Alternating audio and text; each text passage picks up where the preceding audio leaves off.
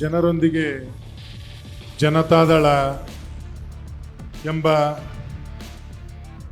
ಘೋಷ ವಾಕ್ಯದೊಂದಿಗೆ ರಾಜ್ಯಾದ್ಯಂತ ಸಂಚಾರವನ್ನು ಕೈಗೊಂಡು ತಮ್ಮದೇ ಆದಂಥ ಒಂದು ಛಾಪನ್ನು ಮೂಡಿಸುತ್ತಾ ರಾಜ್ಯದ ಮೂಲೆ ಮೂಲೆಯಲ್ಲಿರುವಂಥ ಯುವಕರನ್ನು ಬಡಿದೆಬ್ಬಿಸುತ್ತಾ ರಾಜ್ಯಾದ್ಯಂತ ಜಾತ್ಯತೀತ ಜನತಾ ಪಕ್ಷದ ಸಂಘಟನೆಯನ್ನು ಮಾಡಲು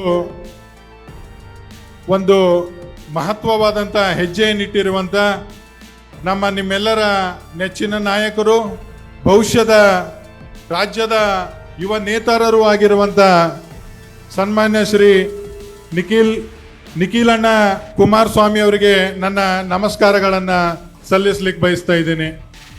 ಅದೇ ರೀತಿಯಾಗಿ ಜಿಲ್ಲೆಯ ಏಕೈಕ JDSನ ಶಾಸಕರಾದಂಥ ಆತ್ಮೀಯ ಸಹೋದರ ಶರಣಗೌಡಣ್ಣ ಕಂದಕೂರು ಅವರಿಗೂ ಕೂಡ ನನ್ನ ನಮಸ್ಕಾರಗಳನ್ನು ಸಲ್ಲಿಸಲಿಕ್ಕೆ ಬಯಸ್ತಾ ಇದ್ದೀನಿ. ಅದೇ ರೀತಿಯಾಗಿ ನಮ್ಮೆಲ್ಲರ ನೆಚ್ಚಿನ ನಾಯಕರು 2028ಕ್ಕೆ ಮತ್ತೊಮ್ಮೆ ಶಾಸಕರಾಗಿ ತಮ್ಮ ಸೇವೆ ಮಾಡಬೇಕಂತೇಳಿ ಇವತ್ತಿನಿಂದ ಪಣ ತೊಡುವಲು ನಿರ್ಧಾರ ಮಾಡಿರುವಂಥ ನಮ್ಮೆಲ್ಲರ ನೆಚ್ಚಿನ ನಾಯಕರಾದಂಥ ಸನ್ಮಾನ್ಯ ಶ್ರೀ ಗುರು ಪಾಟೀಲ್ ಶಿರ್ವಾಳ ಅವರಿಗೂ ಕೂಡ ನನ್ನ ನಮಸ್ಕಾರಗಳನ್ನು ಸಲ್ಲಿಸಲಿಕ್ಕೆ ಬಯಸ್ತಾ ಇದ್ದೀನಿ. ಅದೇ ರೀತಿಯಾಗಿ ಯಾವತ್ತಿಗೂ ನಮ್ಮ ಮಾರ್ಗದರ್ಶಕರು, ಮಾಜಿ ವಿಧಾನ ಪರಿಷತ್ತಿನ ಸದಸ್ಯರಾದಂಥ ಅಮತ್ಯಪ್ಪ ಸಾಹು ಕಂದಕೂರು ಅವರಿಗೂ ಕೂಡ ನನ್ನ ನಮಸ್ಕಾರಗಳನ್ನು ಸಲ್ಲಿಸಲಿಕ್ಕೆ ಬಯಸ್ತಾ ಇದ್ದೀನಿ.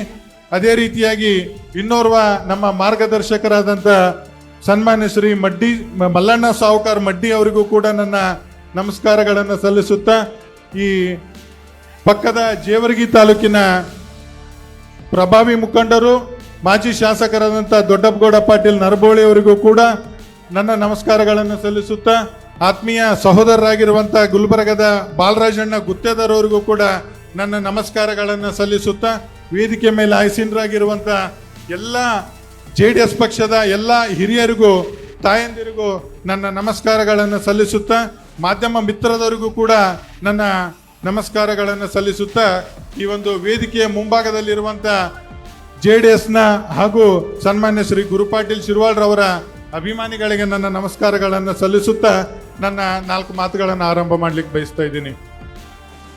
ಬಂಧುಗಳೇ, ಮಲ್ಲು ನಮಗೆ ಮಾತು ಕೊಡಬೇಕಾದ್ರೆ 2 ನಿಮಿಷ ಅಂತ ಹೇಳೇ ಕೊಟ್ಟಾನ. 2 ನಿಮಿಷದ ಮಾತು ಮುಗಿಸ್ತೀನಿ. ಅಣ್ಣ, ಇವತ್ತಿನ ಚುನಾವಣೆ ಇಲ್ಲ, ಇನ್ನು 2.5 ವರ್ಷ ಚುನಾವಣೆ ಬಾಕಿ ಇದೆ. ಇನ್ನು 2.5 ವರ್ಷ ಬಾಕಿ ಇದೆ. ಮೊನ್ನೆ ನಿಖಿಲ್ ಕುಮಾರಸ್ವಾಮಿ ಅವರು ಶಾಪುರಕ್ಕೆ ಬರಬೇಕಾದ್ರೆ ನಾವೆಲ್ಲರೂ ಕೂಡ ಮೊಬೈಲ್ ವಾಟ್ಸಪ್ ಮುಖಾಂತರ ಒಂದು ಸ್ಟೇಟಸ್ಗಳನ್ನು ಹಾಕಿದ್ದೀವಿ. ನಿಖಿಲ್ ಅಣ್ಣವರು ಶಾಪುರಕ್ಕೆ ಬರ್ತಾರೆ, ತಾವೆಲ್ಲರೂ ಕೂಡ ಬಂದು ಕಾರ್ಯಕ್ರಮ ಯಶಸ್ವಿಗೊಳಿಸ್ಬೇಕಂತ ಹೇಳ್ಬಿಟ್ಟು. ಇನ್ನು ಚುನಾವಣೆ ಮುಂದಿದ್ರು ಕೂಡ ಇವತ್ತು ತಮ್ಮ ಒಂದು ಉತ್ಸಾಹವನ್ನು ನೋಡಿದರೆ ಮತ್ತೆ ನಾವು ಚುನಾವಣೆ ಹೊಸ್ತಲಲ್ಲಿದ್ದೀವಿ ಅನ್ನೋ ಒಂದು ಕಲ್ಪನೆ ನಮಗೆ ಇವತ್ತು ಮೂಡ್ತಾ ಇದೆ.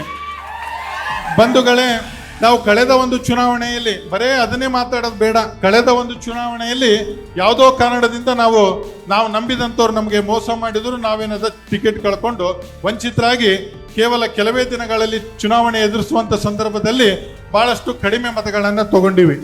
ಆದರೆ ರಾಜ್ಯದಲ್ಲಿ ಜನತಾ ಪಕ್ಷ, ಜಾತ್ಯತೀತ ಜನತಾ ಪಕ್ಷ ನೊಂದವರಿಗೆ, ಮೋಸ ಹೋದವರಿಗೆ, ಅನ್ಯಾಯಕ್ಕೆ ಒಳಗಾದವರಿಗೆ ಒಂದು ಶಕ್ತಿಯನ್ನು ತುಂಬಲಿಕ್ಕೆ ಹುಟ್ಟಿರುವಂಥ ಪಕ್ಷ ಏನಂತಂದ್ರೆ ಇವತ್ತದು ಜಾತ್ಯತೀತ ಜನತಾ ಪಕ್ಷ ಅಂತ ಹೇಳಲಿಕ್ಕೆ ನಾನು ಬಯಸ್ತಾ ಇದ್ದೀನಿ.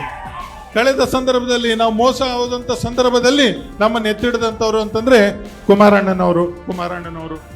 ಬಂಧುಗಳೇ, ಮುಂದಿನ ದಿನಗಳಲ್ಲಿ ಇನ್ನು 2.5 ವರ್ಷ ಸಮಯ ಇದೆ.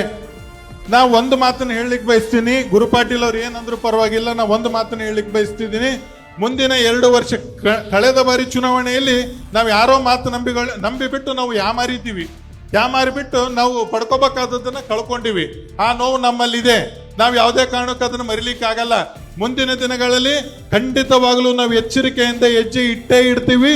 ನಾವು ಕಳ್ಕೊಂಡಿರೋದಂಥದ್ದನ್ನ ಮತ್ತೆ ಪಡ್ಕೊಂಡೇ ತೀರ್ತೀವಿ ಅನ್ನೋ ಒಂದು ಮಾತನ್ನು ನಾನು ಇಲ್ಲಿ ಹೇಳಲಿಕ್ಕೆ ಬಯಸ್ತಿದ್ದೇನೆ. 2028ರ ಚುನಾವಣೆಯಲ್ಲಿ ಈ ಒಂದು ಮೈತ್ರಿಕೂಟದ ಅಭ್ಯರ್ಥಿ ಶಾಪುರ ಕ್ಷೇತ್ರ ನಾವು ಹೋರಾಟ ಮಾಡುವಂಥದ್ದು ನಮಗೆ ಬಿಟ್ಟು ಬಿಡ್ರಿ.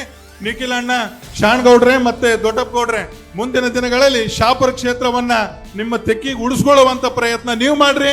ನಾವು ಗುರು ಪಾಟೀಲ್ ಅವರನ್ನ ಗೆಲ್ಲಿಸುವಂತ ನಿಟ್ಟಿನಲ್ಲಿ ನಾವು ಹೋರಾಟ ಮಾಡೇ ಮಾಡ್ತೀವಿ. 2028ಕ್ಕೆ ಶಾಪುರ ವಿಧಾನಸಭಾ ಕ್ಷೇತ್ರದಲ್ಲಿ ನೀವು ಯಾವ್ದು ಚಿಂತೆ ಮಾಡಬೇಡ್ರಿ, ನಾವು ಎಲ್ಲ ಲೆಕ್ಕಾಚಾರದಾಗಿದ್ದೀವಿ. ನೀವು ಯಾವ್ದು ಚಿಂತೆ ಮಾಡಬೇಡ್ರಿ. 2028ಕ್ಕೆ ಈ ಮೈತ್ರಿಕೂಟದೊಳಗ ಗುರು ಪಾಟೀಲ್ ಅವರೇ ಶಾಸಕ ಅಭ್ಯರ್ಥಿಯಾಗಿ ನಿಲ್ತಾರೆ. ಅದು ಮಾತ್ರ ಯಾರಿಂದಲೂ ಕೂಡ ತಪ್ಪಿಸ್ಲಿಕ್ಕೆ ಸಾಧ್ಯ ಇಲ್ಲ. ಯಾಕಂದ್ರೆ ನಮಗೆ ಮೋಸ ಮಾಡಿರೋದು ಬೇರೆ ಪಕ್ಷ ಆದ್ರೂ ಕೂಡ ಎತ್ತಿಡಿದವರು ಇವತ್ತು ಕುಮಾರಸ್ವಾಮಿ ಅವರಾರ.